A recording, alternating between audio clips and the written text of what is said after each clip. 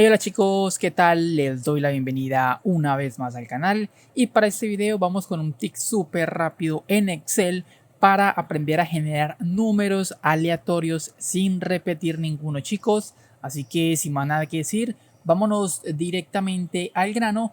Vamos a utilizar la función aleatorio. Vamos a conocer primero esta, les voy a indicar, vamos a darle en igual. Déjenme por acá cuadro mi teclado. Vámonos con la función aleatorio, vamos a darle igual y vamos a escribir aleatorio. Y vamos primero con esta que nos devuelve un valor aleatorio mayor o igual que 0 y menor que 1.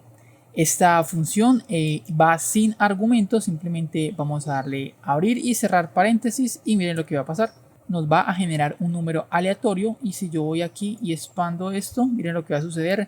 Me va a generar todos estos números y voy a bajar un poco, me voy a desplazar y listo chicos, miren, aquí hemos generado varios números aleatorios. Si queremos podemos aquí disminuir lo que son los decimales.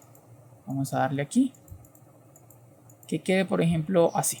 Y por ejemplo también podemos variar estos números poniéndonos a un lado de este cuadro y le vamos a dar la tecla suprimir y miren lo que va a suceder, algunos cambios en los números aleatorios.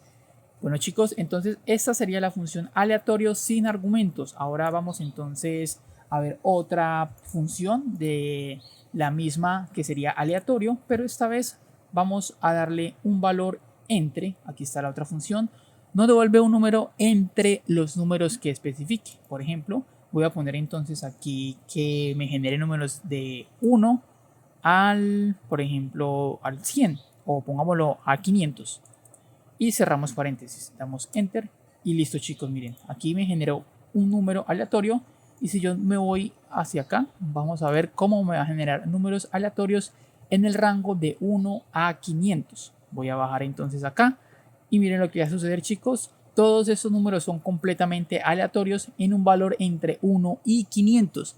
Y nuevamente, si me paro aquí y le doy con la tecla suprimir, miren, va a generar otros números aleatorios y los va a cambiar constantemente cuando presione la tecla suprimir.